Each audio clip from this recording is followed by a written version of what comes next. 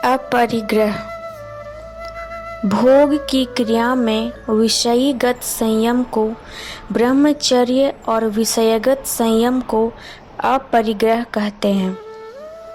देह रक्षा अतिरिक्त भोग साधना स्वीकारो अपरिग्रह। देह रक्षा की आवश्यकता के अतिरिक्त किसी भोग्य वस्तु के सेवन में नहीं लगे रहने का नाम अपरिग्रह है। देह की रक्षा के लिए अन्न चाहिए, वस्त्र चाहिए, घर भी चाहिए। बुढ़ापे में आश्रय रहे तथा लौकिक भाव से अपने ऊपर निर्भर रहने वालों के लिए रुपए पैसे जगह जमीन चाहिए। इसलिए देह रक्षा के लिए किसको कितना आवश्यक है, इसको निश्चित करने के लिए अनेक बातों का विचार करना होता है। संभव है किसी दो आदमियों की आवश्यकता एक समान नहीं होगी, इसलिए किसी आदमी की कितनी कम से कम आवश्यकता है यह निश्चित करना कठिन काम है, क्योंकि यह बात व्यक्ति विशेष पर निर्भर करता है। मनुष्य की कम से कम आवश्यकता समाज के द्वारा कुछ हद तक निश्चित कर दी जा सकती है। जैसे कोई इतने रुपए से अधिक नहीं जमा कर सकता है, या कोई इतने से अधिक घर नहीं रख सकता है, या किसी को इतने जमीन से अधिक नहीं रहेगी इत्यादि। परंतु समाज सब क्षेत्रों में यह कम से कम की सीमा निर्धारित नहीं कर सकता। जमीन जायदाद की सीमा निश्चित कर देने पर भी खाद्यों का परिमाण बांध देना या माप देना संभव नहीं है। पेटू जरूरत से अधिक खाकर रोगी हो सकता है। विलासी जरूरत से अधिक विलास की चीजें खरीदकर कर्जदार हो सकता है। इसलिए व्यक्ति यदि सहयोगिता के आधार पर काम करे तो अधिक सुविधा होगी। व्यक्तिगत आवश्यकता के जिस भाग को अपने अपने विचार पर छोड़ दिया जाता है, वह भी व्यक्ति विशेष के सुख बोध का स्वच्छंदता की भावना के ऊपर बहुत कुछ निर्भर करता है। देश और पात्र भेद से भी वह बदला जा सकता है। उदाहरण के लिए कहा जा सकता है कि मनुष्य किसी क्लेश को खेल खेल में सह ले सकता है और दूसरे आदमी को ऐसी परिस्थिति में डाल देने से संभवतः उसकी मृत्यु होगी।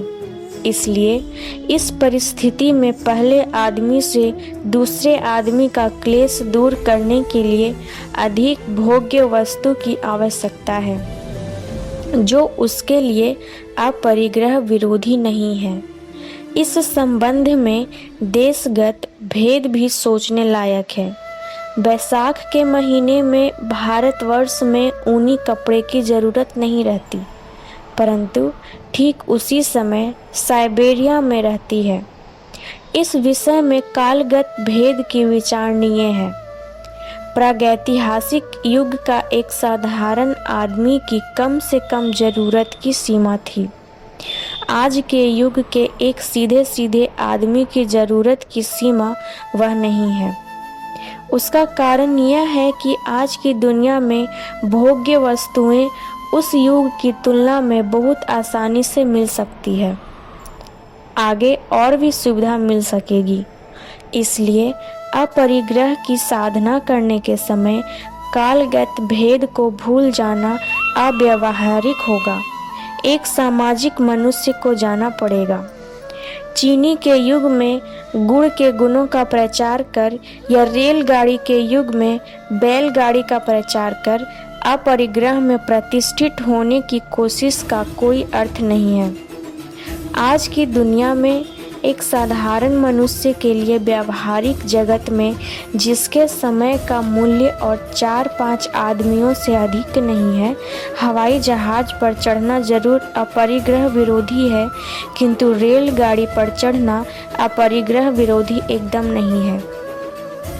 इसलिए कह रहे थे कि किसी खास आदमी के लिए अपरिग्रह में प्रतिष्ठित करने की साधना में खास क्षेत्र में मान निश्चित करके समाज सहायक तो हो सकता है, परंतु अपरिग्रह में पूरी तरह से प्रतिष्ठित होना आदमी की अपनी कोशिश पर ही निर्भर करता है। स्वयं अपने को तथा अपने परिवार के लोगों का शारीरिक, मानसिक और आत्मिक जीवन स्वस्थ रखकर सर्वसाधारण के हित के लिए अपने भोग की साधनों को कम से कम कर देने की सीमाहीन संग्राम का नाम अपरिग्रह है।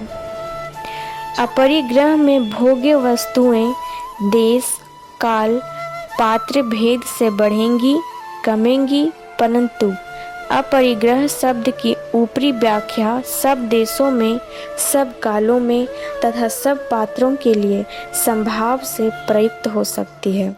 श्री श्यानंद मूर्ति जी। Subscribe now and press the bell icon. Never miss an update.